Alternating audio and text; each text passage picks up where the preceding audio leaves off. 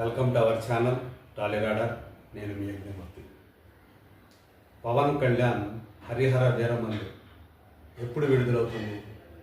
ఇదే ఇప్పుడు పీకే అభిమానుల్ని వేధిస్తున్నటువంటి ఒక ప్రశ్న అని చెప్పేసి మనం అనుకోవచ్చు.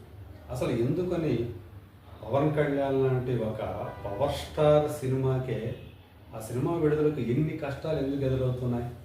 ఆయన మార్కెట్ అమేయమని చెప్పేసి మనం చెప్పుకుంటూ ఉంటాం కదా.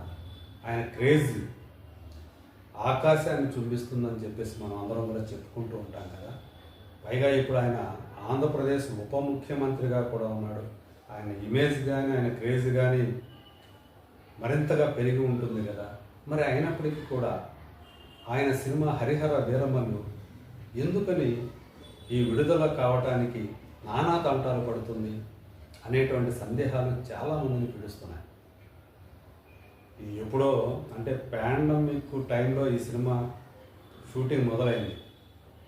ఆ పాండమిక్ దెబ్బకి షూటింగ్ వాయిదా పడింది. అప్పటి నుంచి కూడా దీనికి ఏవో అవాంతరాలు వస్తూనే ఉన్నాయి. యాక్టర్లు మారారు. ఫస్ట్ యాక్టర్గా అర్జున్ రాంపాల్ ఈ సినిమాలో విలన్గా నటిస్తున్నాడు అని చెప్పేసి విన్నాం. ఆయన సెలెక్ట్ చేశారు కూడా. కానీ మళ్ళీ ఆయన తర్వాత ఆ ప్లేస్లోకి బాబీ డియోల్ వచ్చాడు.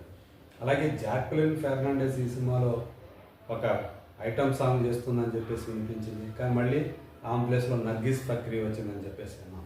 ఇలా నటీనటుల మార్పు. అంతేనా, దర్శకుడే మారిపోయాడు. ఈ సినిమా, ఈ కథ, ఇదంతా కూడా క్రిష్ జాగర్లముడి బ్రెయిన్ చైల్డ్ అని చెప్పాలి. ఆయన చెప్పినటువంటి ఆ కథ నచ్చే, ఆ పాత్ర నచ్చే పవన్ కళ్యాణ్ ఈ సినిమా చేయడానికి అంగీకరించారు.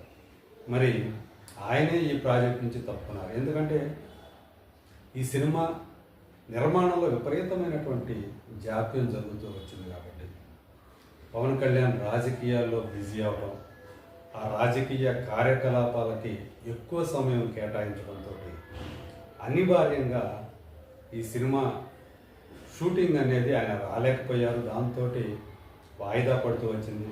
మరి కాంబినేషన్ కావాలంటే ఒకసారి ఒక షెడ్యూల్ కనుక క్యాన్సిల్ అయిందంటే మళ్ళీ షెడ్యూల్ పెట్టడానికి, ఆ యాక్టర్లందరినీ కూడా తీసుకురావడానికి అది మామూలు విషయం కాదు.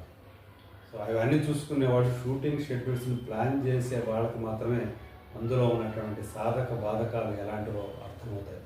బయట ఉండేవాళ్ళకి తెలియదు. సో అట్లా ఈ సినిమా నానా ఇక్కట్లు ఏం రత్నం ఆయన బయటికి చెప్పుకోలేకపోతున్నారు. కానీ బట్ ఆయన కష్టాలు ఆయనవే అని చెప్పేసి ఆయనకి సన్నిహితంగా ఉండేవాళ్ళు చెప్పేటువంటి మాట. సో అట్లా సినిమా విపరీతమైనటువంటి జాప్యం జరగడం షూటింగ్లో. సో మొత్తానికి క్రిష్ కూడా విసిగిపోయి ఇక, ఎందుకంటే ఆయన టైం అంతా వేస్ట్ అవుతుంది, ఈ టైంలో నేను ఇంకా 2-3 సినిమాలు చేసుకునేవాడిని కదా అనే అభిప్రాయంతో ఆయన బయటకు వచ్చేసాడు. నిజంగానే హరిహర వీరమల్లు ఇంకా మన ముందుకు రాకముందే ఆయన ఒక సినిమాని కూడా కంప్లీట్ చేసేసారు, ఘాతి అని చెప్పేసి అనుష్కతోటి. సో అది కూడా రిలీజ్కి రెడీ అవుతూ ఉంది. జూలైలో ఆ సినిమా వస్తుందని చెప్పేసి వినిపిస్తుంది. సో దాంతో క్రిష్ తప్పుకున్న తర్వాత ఆ ప్లేస్లోకి నిర్మాత కొడుకు అయినటువంటి జ్యోతికృష్ణ వచ్చారు. మరి క్రిష్ యొక్క ఆ బ్రెయిన్ చైల్డ్ ఏదైతే ఉందో ఈ హరిహర వీరమల్లు, ఆ సబ్జెక్ట్ని జ్యోతికృష్ణ ఎంతవరకు తను సొంతం చేసుకున్నాడు అనేది మరి ఈ సినిమా మన ముందుకు వస్తే తప్ప తెలియదు. సో ఆ ఇద్దరు తీసినటువంటి ఆ సన్నివేశాలు, క్రిష్ తీసినటువంటి సన్నివేశాలకి జ్యోతికృష్ణ తీసినటువంటి సన్నివేశాలకి మధ్య ఆ సమన్వయం కుదిరిందా లేదా, అనుకున్న విధంగా క్రిష్ ఏదైతే ఆ సన్నివేశాలు రాసుకున్నాడో ఆ విధంగా జ్యోతికృష్ణ తీశాడా లేదా అనేది సినిమా వచ్చిన తర్వాత కానీ మనకు తెలియదు. సో ఇట్లా మొత్తానికి చివరిలో ఒక 2 రోజులు వచ్చి సినిమా పూర్తి చేశారు పవన్ కళ్యాణ్ అనిపించింది. కేవలం ఈ 2 రోజుల కోసమా ఇంతకాలం ఈ సినిమా ఆగిపోయింది అనేటువంటి మాటలు కూడా వినిపించారు. అలాగే విఎఫ్ఎక్స్ ఈ సినిమాలో చాలా ఎక్కువగా ఆ విఎఫ్ఎక్స్ వర్క్కి చోటు ఉంది. దానికోసం చాలా ప్లేసుల్లో 5-6 దేశాల్లో ఈ విఎఫ్ఎక్స్ వర్క్ చేస్తున్నారని కూడా వినిపించింది. సో ఇప్పుడు తర్వాత చూసాము, ఈ సంవత్సరంలో 3 సార్లు విడుదల తేదీలు మారింది. మార్చి అన్నారు, మే అన్నారు, జూన్ అన్నారు. ఇప్పుడు అవన్నీ పోయినాయి. ఇప్పుడు లేటెస్ట్గా ఎప్పుడు సినిమా విడుదలవుతుందో అర్థం కాని పరిస్థితి. సో ఇది చాలామంది ఆర్థిక ఇబ్బందుల వల్ల సినిమా రిలీజ్ కాలేదు అని చెప్పి చాలామంది అనుకుంటున్నారు. అదేమీ కాదు. విఎఫ్ఎక్స్ వర్క్ ఇంకా పోస్ట్ ప్రొడక్షన్ వర్క్కి ఆ టైం వల్ల ఇంకా పూర్తి కాకపోవటం వల్లే ఈ సినిమా విడుదల కావట్లేదు అని చెప్పేసి, ఇంకా టైం తీసుకుంటున్నామని చెప్పేసి నిర్మాత చెప్పే ప్రయత్నం చేస్తున్నారు. కానీ చాలామందికి ఇన్సైడ్ సర్కిల్స్లో ఇండస్ట్రీ వర్గాల వాళ్ళు సో ఈ సినిమా మామూలు కష్టాలు కాదు, ఏఎం రత్నం క్లియర్ చేయాల్సినటువంటి అమౌంట్ చాలా ఉంది అనేటువంటి మాట అయితే చాలా గట్టిగానే వినిపిస్తుంది. సో ఏదేమైనా ఆయనకు మాత్రమే ఆర్థికపరమైనటువంటి అంశాలు తెలుసు కాబట్టి సో ఇవన్నీ కలిసి పవన్ కళ్యాణ్ లాంటి ఒక సూపర్ స్టార్ సినిమాకి, ఒక పవర్ స్టార్ సినిమాకి ఎలాంటి కష్టాలు ఏర్పడితే ఇక మిగతా హీరోల పరిస్థితి ఏంటి అనేటువంటి మాట కూడా వినిపిస్తుంది.